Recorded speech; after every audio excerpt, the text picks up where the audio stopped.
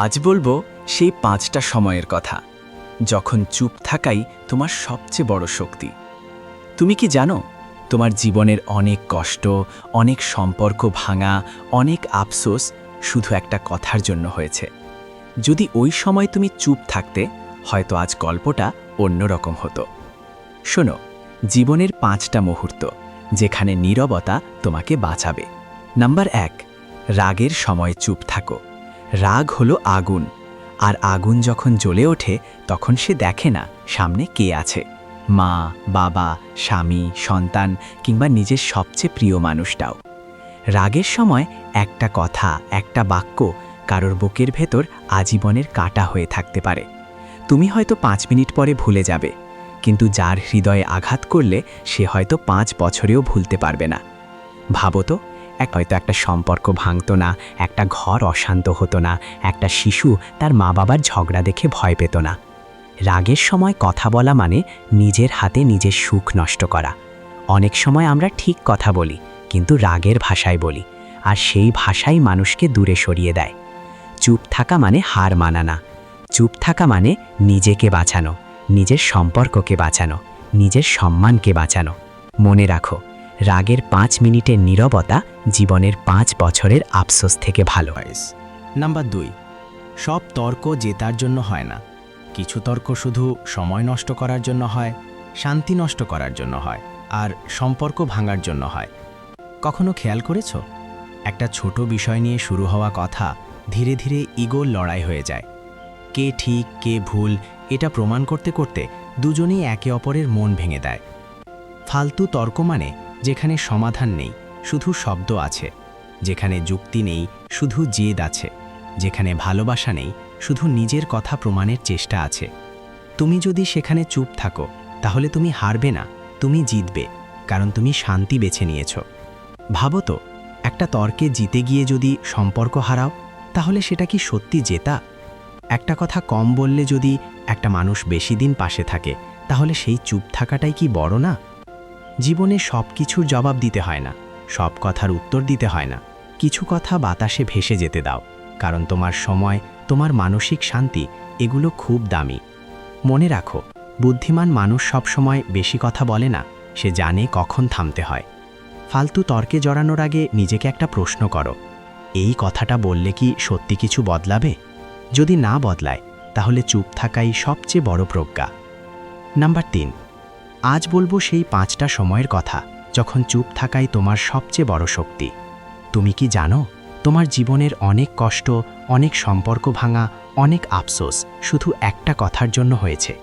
যদি ওই সময় তুমি চুপ থাকতে, হয়তো আজ গল্পটা অন্য রকম হতো। শোনো, জীবনের 5টা মুহূর্ত যেখানে নীরবতা তোমাকে বাঁচাবে। নাম্বার 1, রাগের সময় চুপ থাকো। রাগ হলো আগুন, আর আগুন যখন জ্বলে ওঠে তখন সে দেখে না সামনে কে আছে, মা, বাবা, স্বামী, সন্তান কিংবা নিজের সবচেয়ে প্রিয় মানুষটাও। রাগের সময় একটা কথা, একটা বাক্য কারো বুকের ভেতর আজীবনের কাঁটা হয়ে থাকতে পারে। তুমি হয়তো 5 মিনিট পরে ভুলে যাবে, কিন্তু যার হৃদয়ে আঘাত করলে সে হয়তো 5 বছরেও ভুলতে পারবে না। ভাবো তো, একটা ছোট ভুল বোঝাবুঝিতে যদি তুমি চুপ থাকতে, তাহলে হয়তো একটা সম্পর্ক ভাঙতো না, একটা ঘর অশান্ত হতো না, একটা শিশু তার মা বাবার ঝগড়া দেখে ভয় পেত না। রাগের সময় কথা বলা মানে নিজের হাতে নিজের সুখ নষ্ট করা।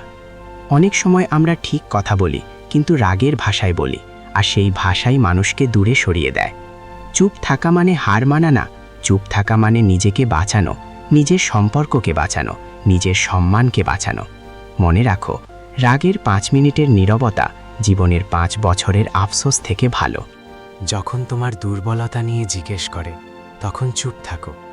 সব মানুষ তোমার কষ্ট জানার জন্য প্রশ্ন করে না, কিছু মানুষ শুধু জানার জন্য জিজ্ঞেস করে, কোথায় আঘাত করলে তুমি বেশি ব্যথা পাবে। তোমার দুর্বলতা তোমার শত্রু না, কিন্তু ভুল মানুষের হাতে সেটা অস্ত্র হয়ে যায়।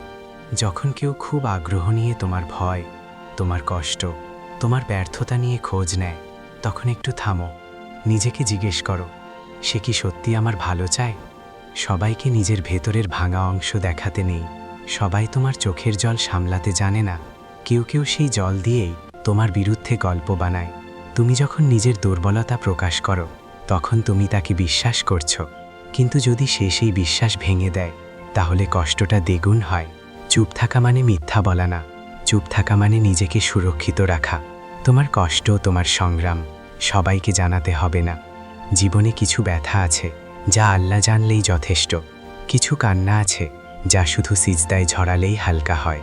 মনে রাখো, নিজের দুর্বলতা সেই মানুষকেই বলো যে তোমার হাত ধরে শক্ত করবে, তোমার বিরুদ্ধে ব্যবহার করবে না। আর যদি বুঝতে না পারো কে আপন কে পর, তাহলে চুপ থাকো, কারণ নীরবতা অনেক সময় সবচেয়ে বড় নিরাপত্তা। নাম্বার 5, যখন তোমার নিজের ওপর সম্পূর্ণ বিশ্বাস থাকবে তখন চুপ থাকো।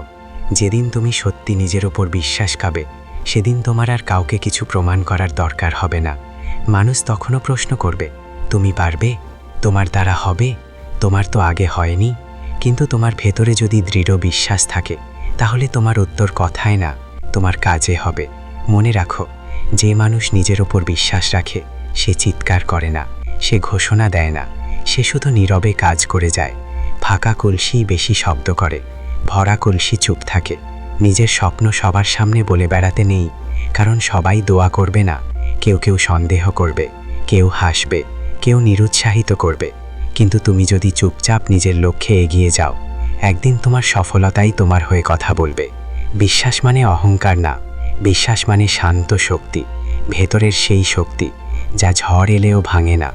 যখন তুমি জানবে তুমি কে, তুমি কি চাও, আর তোমার রব তোমার সাথে আছেন, তখন বাইরের শব্দ তোমাকে নাড়াতে পারবে না। সেদিন চুপ থাকো, কারণ তোমার নীরবতা হবে আত্মবিশ্বাসের ভাষা। মনে রাখো হাসানের বউ, যে নিজেকে বিশ্বাস করে তার পরিচয় দিতে হয় না, সময় নিজেই তাকে চিনিয়ে দেয়।